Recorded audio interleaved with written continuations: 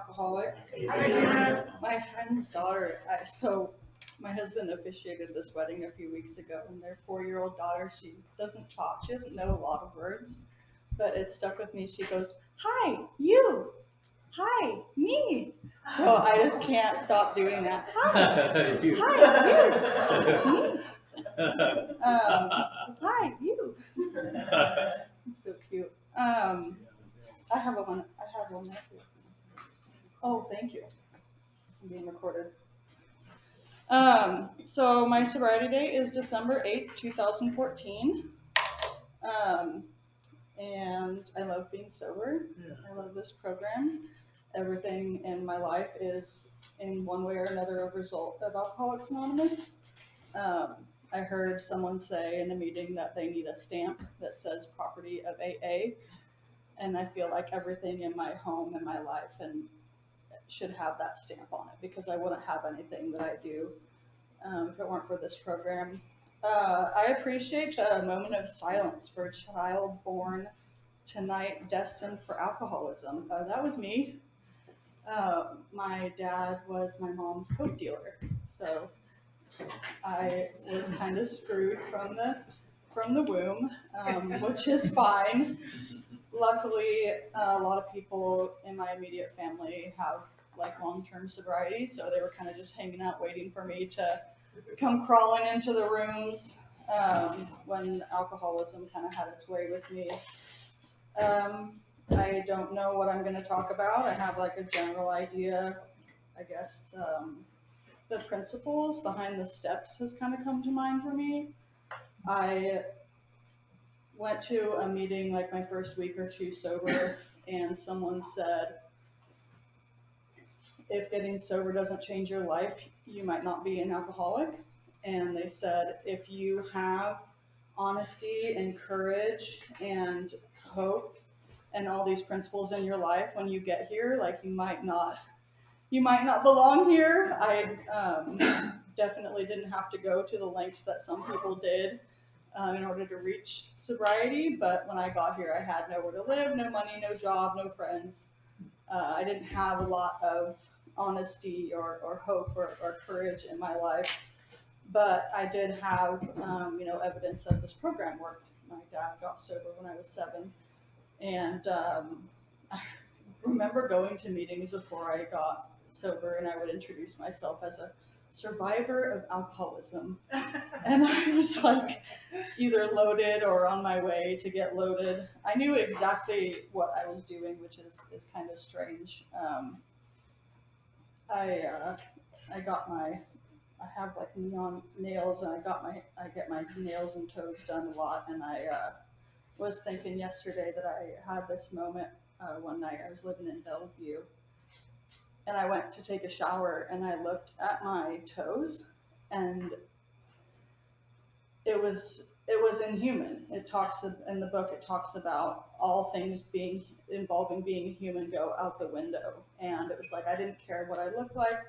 I didn't care if my bills were paid. I scraped by. Every resource I had, my time, money, energy, went toward drinking. So I have these little flashbacks every once in a while. So on page 20 of this lovely book, it says, you may have already asked yourself why it is that all of us became so very ill from drinking. Doubtless you're curious to discover how and why, in the face of expert opinion to the contrary, we have recovered from a hopeless condition of mind and body. If you're an alcoholic who wants to get over it, you may already be asking, what do I have to do? It is the purpose of this book to answer such questions specifically. We shall tell you what we've done. Is anyone here within their first year? Boring. Okay. When I share, and whether we've been sober for 5 months, 10 years, 20 years, 30 years, we can go through some dark stuff. And the thing is, do we have like these habits in place of a meeting or meeting with a sponsor or having people that we trust and respect and love? that can help us through those times. Um, like maybe we don't want to pick up a drink, but we don't really want to be here. Do I have these tools at the ready so that I get to go and do A, B, C, D, E, F, and G long before the thought of a drink might look good? Because at the end of the day, I don't do AA because it's like trendy and cool and it makes me look good or feel cute or whatever. Like I do it to stay alive. At the end of the day, that's why we do this. Unfortunately, just because I'm sober doesn't mean I'm not still a piece of shit. I can't still really. Am I allowed to swear? No. Just because I'm sober doesn't mean that I can't revert to those really, really what's that word? Reckless ways of living. Um, we feel that elimination of our drinking is but a beginning. A much more important demonstration of our principles lies before us in our respective homes, occupations, and affairs. You know, who you were driving on the way here, is that the same person sitting here enjoying the meeting? Like my one of my girls I'm sponsoring yesterday, her brother's also in the program, and he had told her she needs to start going to more meetings. And she's like, I need a good comeback for him. And I said, well, you can tell Jeffrey that a meeting is an hour long. You know, the other 23 hours is what is really evidence of your mind, body, and spirit. How are you showing up in your relationships at work? Uh, and that's not the funnest thing to look at, because once I start to look at myself and how I'm showing up in the world and how my actions and thoughts and like how I live affects the people around me, if I don't like what the outcome of that is, that means I have to change. And that for me has been the heavy lifting of this program. Um, when you look in the mirror, you don't like what you see sober, what do you do? Um, so I said I was going to talk about the principles. When you look in the mirror, you don't like what you see, you don't like what's going on in your life, what do you do? Strange as this may seem, this is in the doctor's opinion, to those who do not understand, once a psychic change has occurred, the very same person who seemed doomed, who had so many problems he despaired of ever solving, suddenly finds himself easily able to control his desire for alcohol, the only effort necessary being that required to follow a few simple rules. And then my sponsor had me write just 12, and they numbered them for us, so they're pretty easy to follow. Um, there's nothing wrong with going back to the basics, going back to square one. If I stick to the basics, I don't have to go back to them. At 8 years sober, or 7 years, or 20 years, or 30 years, remembering that I'm not just powerless over alcohol, I'm powerless over everything. Gives me a lot of freedom in my life today. Um,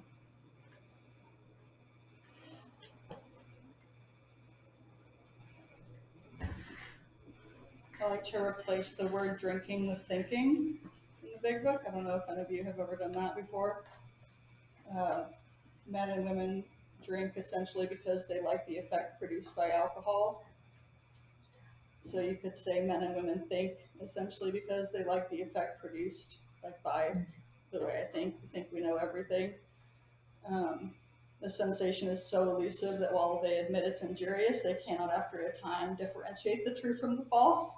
Again, why do I have a sponsor? Why do I have a home group? Why do I have these habits in place to keep me safe? It's not from alcohol anymore, it's from myself.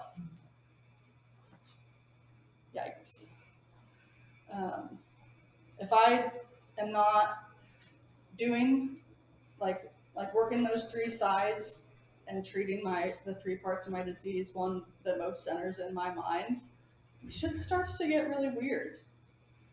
And I don't get to have the gifts, the promises that I received from putting AA in the center of my life. when I have it in the center, everything it touches is kind of affected by it. But if I, which hasn't happened to the extreme yet, but if I start to think, oh, well, I did it. I'm the reason I have the beautiful recovery in life and relationships. And I didn't do much. I just did what I was told. Um, Restless, irritable, and discontented until we can again experience the sense of ease and comfort, which comes at once by taking a few drinks or things. Taking a few things, which they see others taking with impunity, which means without harm or without consequence. After they succumb to the desire again, as so many do, and the phenomenon of craving develops, they pass through the well-known stages of a spree, emerging remorseful. 11 minutes. Emerging remorseful with a firm resolution not to think again. This is repeated over and over, and unless this person can experience an entire psychic change, there's very little hope of his recovery. My sponsor had me write, awakening our spirit comes after being sick and tired. So what is it now? What do I do now, sober, work the steps, have a spiritual experience? I don't want to drink anymore. What is it now? What do I do now for that ease and comfort temporarily? I have no shame. I'll write you my list. I'll read you my list. What do I get drunk or high on without mind-altering substances? Oh, cigarettes and coffee. I don't smoke anymore. I still do the vape things. So nicotine and caffeine, those are mood and mind-altering substances. Am I sober if I smoke and drink till I'm dead? It gives me that ease and comfort, but I'm not drunk and running amok and wrecking people's lives. How do I cope with that and justify that?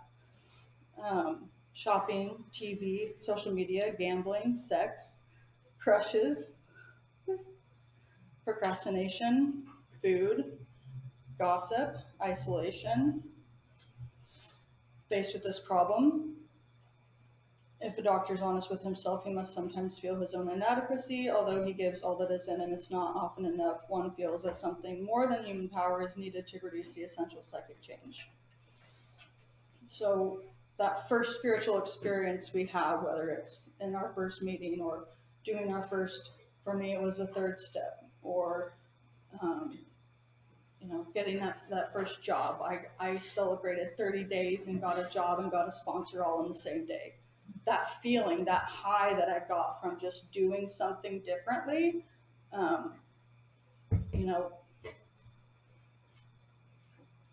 what does that look like when you're not in early sobriety? How do I get this beautiful feeling of contentment and peace and freedom when I'm so far from that old life? And I get that from just being really honest with myself and the people around me, and letting people that speak into my life be honest with me about what they think about what I'm thinking and doing. And now that I've made that a habit, it's not so daunting. I have about a minute left, so I just am grateful that I got to come here and hang out with you guys on a Saturday night. This is a pretty different Saturday for most of us. I used to surround myself with people I really hated, and they really hated me. I didn't like myself, so why would I go around people that wanted what was best for me or loved me? So now I get to surround myself with people that are on the same path as I am, Kelsey being one of them. We've been friends for about 3 years, and we just get to have that freedom and that contentment and peace together, which is something that we don't have in active addiction. We are just trying to use people up for everything we need, and now we get to have these relationships that really add to our life, and we get to add to theirs rather than like bleed them dry. So I think that's it. Thanks for having me.